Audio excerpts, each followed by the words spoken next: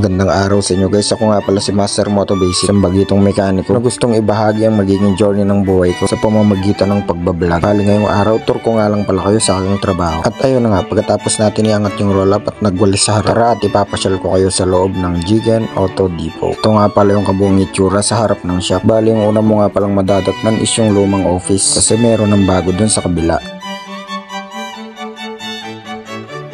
Ito naman yung bagong office namin. Nandito nga pala si Ma'am May at si Master Glenn. At sa part na to, ito nga pala yung Toyota Vios service dito sa shop. At dito naman sa side, dito nga pala nakapwesto yung nitrogen air machine. At dito naman lumakad ka lang ng konti, makikita mo na yung crocodile jack at yung transmission jack. At ito nga pala yung motor na service namin dito sa shop. At sa part na to, ito nga pala yung lifter. Dito nga pala namin nililift yung mga sasakyan. Napakalaking tulong nga pala nito dahil hindi na namin kailangan sumuong sa ilalim para mag-change oil at mag-check up. At dito naman sa part na to, ito nga pala yung alignment lifter. Dito nga pala namin sinasampay yung sasakyan para mai-align. Sa susunod na mga vlogs, ipapaliwanag ko sa inyo kung bakit kailangan i-align yung mga sasakyan. At ito nga pala yung computer ng alignment. At ito naman yung mga sensor na nilalagay sa apat na gulong. At ito naman yung camera na magsasense sa apat na gulong ng sasakyan. At dito naman sa part na to, nandito pa rin yung police mobile at ipapakita ko sa inyo kung paano siya nakalip. At dito naman sa part na to, ito nga pala yung press machine namin. Dito nga pala kami nagpe-press ng bearing at iba pang mga parts.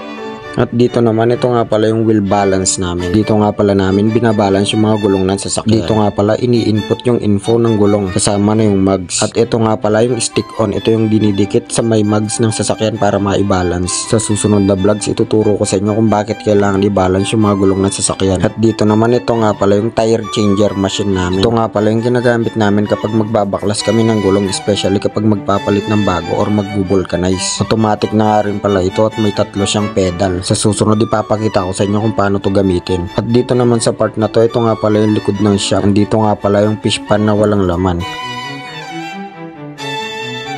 At syempre, hindi mawawala yung tambayan namin. Aminin nyo man o hindi, lahat ng mekaniko may isang lugar sa shop na ginagawang tambayan. At dito naman, ito nga pala yung bulyon. Dito kami nag-grind ng mga parts or naghahasa ng kahit anong bagay. At lumakad ka lang ng konti, makikita mo nga pala yung aming oil catcher. Katabi nga pala nito yung coil spring compressor. Ito nga pala yung ginagamit kapag magtatanggal ka ng coil spring at magpapalit ng shock absorber. At dito naman sa loob, kasama ko nga pala si Boss Art. Dito nga pala nakalagay yung mga langis, mga oil filters, air filters at mga coolants. At sa dulo nga pala nito, dito nakalagay yung aming rotor disc resurfacing machine. Dito nga pala nagre-resurface ng mga rotor disc na malalim yung kayod. Sa mga susunod na vlogs, ipapakita ko sa inyo kung paano mag-resurface ng rotor disc.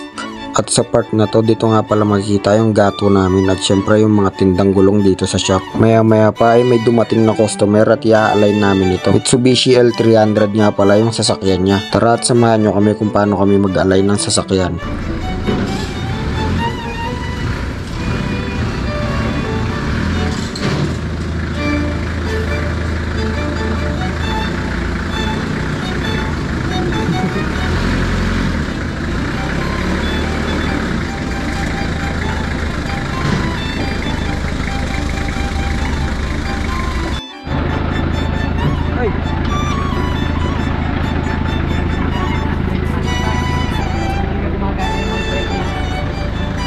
Yeah.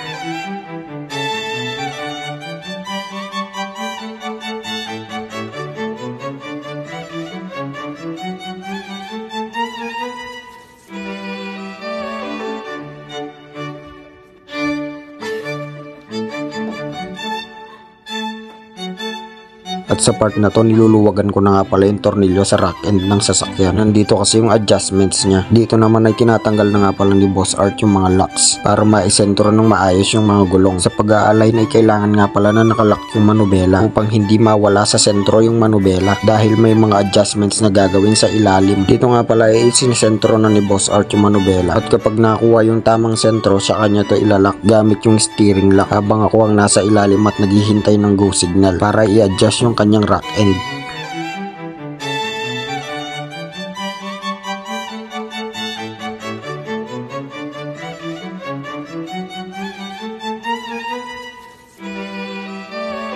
At pagkatapos nga pala naming mai-align yung sasakyan, kailangan pa namin itong i-road test para malaman namin kung may kabig ba o wala na.